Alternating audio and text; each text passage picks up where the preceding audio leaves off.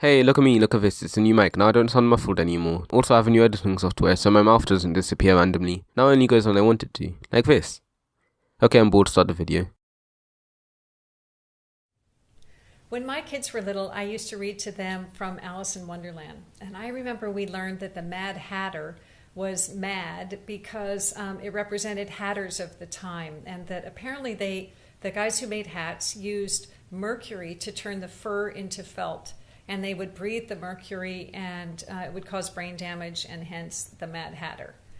And that was in the 70s and 80s that I had my young kids, and I, at the same time, was learning that we were supposed to avoid using aluminum pots and pans because there was apparently a connection to autism. The woman said, giving no citation for her claim. Despite this, being an expert in autism myself, I thought it was necessary to look up the article, and while I won't talk about the entire thing in this video, I did think it was interesting that one of the things they pointed out was that as vaccinations have been increasing, as have people being diagnosed for autism, but I think a more logical conclusion would be that more people are becoming aware of autism, and also more people are diagnosing their children. And besides, I'm sure I could find a correlation between people who drink orange juice at a young age and people who become burglars as they grow older, but that doesn't mean that drinking orange juice will eventually cause you to become a burglar, especially when there's evidence to the contrary of autistic people having more metals in their bloodstream, which kind of makes this statement. So that was the first time for me that I made any connection between heavy metals and human health.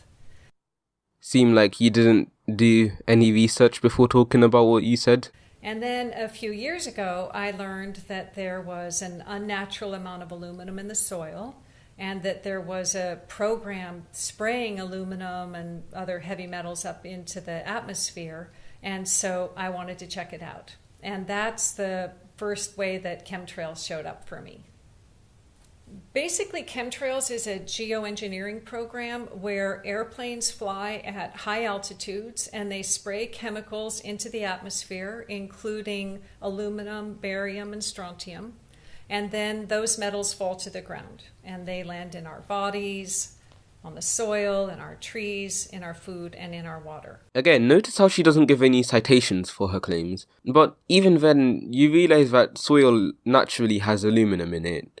It's possible that the particles that your research showed is just from dust particles being in the air that were caught by rain. And also, on your definition for chemtrails, no, they're simply just clouds of condensation left behind due to the sublimation of ice crystals after engines fly through the air. Many people confuse chemtrails with the normal jet contrails. The difference is that the normal jet contrails actually dissipate within minutes, while the heavy metals in the chemtrails cause those trails to persist for hours.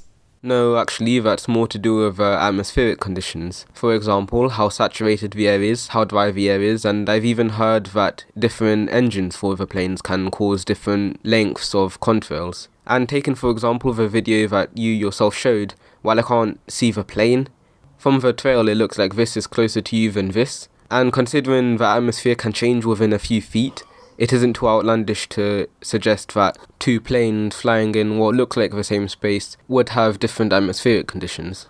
And it's not a hypothetical thing. There are 32 states that already have legislation that's related to weather modification. The U.S. agencies that are documented to be involved in it include the U.S. Air Force, the National Oceanic and Atmospheric Administration, the U.S. Department of the Interior, the National Science Foundation, and I know China boasted about using cloud seeding and weather changing before the 2008 Olympics in order to keep the opening ceremony dry. Yes, but chemtrails and weather modification are different in the way you're using it. Although weather modification does include using chemicals, it doesn't use the same chemicals like aluminium or the other metals that you mentioned, but rather chemicals such as these. And even then, creating rain is fairly easy, as shown in this clip from the British television show Top Gear, where a rocket creates clouds simply by blasting off. But even still, it's not like it could be used for anything really malicious, because spreading harmful chemicals on your own citizens isn't a good idea for anyone, really. And as previously mentioned, it's banned in warfare. So the most it's going to be used for is creating ice on ski slopes, as you yourself showed. So that this is happening is completely documented. It's just that you have to know where to look because it's not talked about on mainstream weather reports. And this is where it gets controversial. And it's kind of weird because even though it's factual that there are metals in the atmosphere and factual that those metals are falling to the ground. Wow, isn't it weird that aluminum comes up the most? It's almost as if it's a very common metal on Earth and makes up about 8% of Earth's crust, along with iron, which also makes up quite a bit of it. Seriously, it's pretty obvious that it's simply caused by airborne dust particles. When you acknowledge that or question the legitimacy or the legality or the safety or the morality, it becomes controversial. No, it becomes controversial when you try to push a conspiracy theory that the government's trying to poison its people. You can imagine why they wouldn't want people thinking that. And also, this usually coincides with anti-vaccination, which is dumb. So if you're not educated about this issue, I encourage you to do some basic research, and I've put some links at the bottom of this blog to help make that easy. Yeah, if only you did, then I wouldn't have made this video. Anyway, that's enough of that. This video took a while to make, because I was doing a video for Just a Robot. The lip syncing was off, which annoyed me, and I got rated a 2 out of 10, which made me very, very sad, and I cried myself to sleep. Okay, I'm done, bye.